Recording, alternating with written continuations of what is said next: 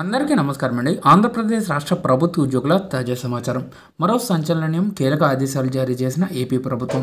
PRC, DA, DR, CPS, GPS, ఓపీఎస్కి సంబంధించి పూర్తి వివరాలు అయితే వీడియోలో తెలుసుకుందామండి. ముందుగా వీడియోని సపోర్ట్ చేసే వారందరూ కూడా వీడియోను ఒక లైక్ చేసి మీ తోటి ఉద్యోగ మిత్రులకు వీడియోని అయితే షేర్ చేయండి.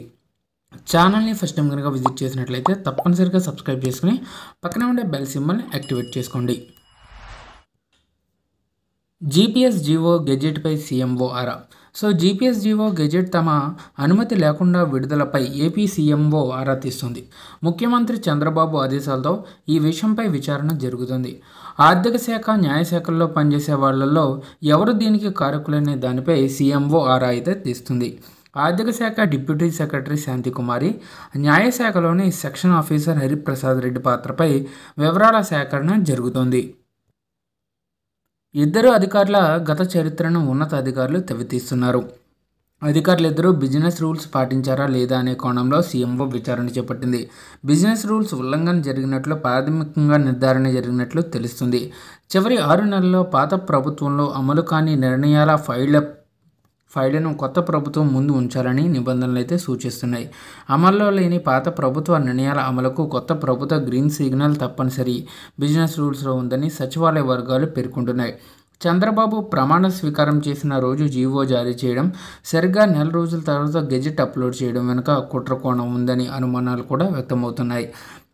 వివిధ శాఖల్లో మంత్రులు, అధికారుల పేషీల్లో ఇంకా ఎవరైనా కోవట్టులున్నారా అనే కోణంలో ప్రభుత్వ పెద్దలు ఆరా తీస్తున్నారు.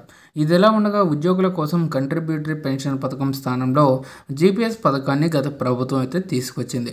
అయితే దీనికి సంబంధించిన జీవో నెంబర్ 54ను జూన్ 12న విడుదల చేయడం జరిగింది. సరిగ్గా అదే రోజు ముఖ్యమంత్రిగా చంద్రబాబు నాయుడు గారు ప్రమాణ స్వీకారం చేశారు. అయితే విడుదలైన తర్వాత జూలై 12వ తేదీన గెజెట్లో అప్లోడ్ కూడా చేశారు.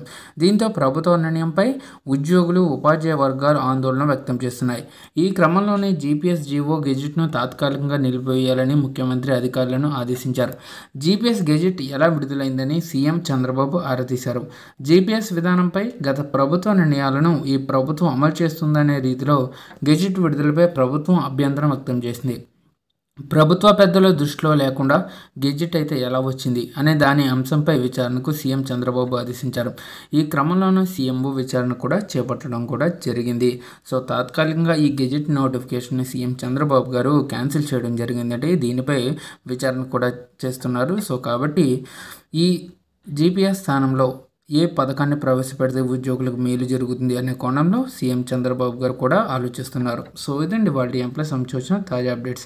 అలాగే పీఆర్సీ బకాయిలు, డిఏ బకాయిలు కొన్ని లక్షల కోట్లలో ఉన్నాయి. ఇవన్నీ కూడా ఉద్యోగులకు చెల్లింపులు జరిగే విధంగా చూడాలి. ఇక నూతన పీఆర్సీని సాధ్యమైనంత త్వరలోనే 12వ పీఆర్సీని అయితే అమలు చేయాల్సిన అవసరం అయితే ఎంతైనా ఉందండి. ఈలోపుగా ఐఆర్ మంచి ఫిట్మెంట్తో ఇవ్వాలి. ఇదండి వాళ్ళ ఎంప్లాయ్ సంబంధించిన తాజా updates. For more updates subscribe to our channel. Thank you.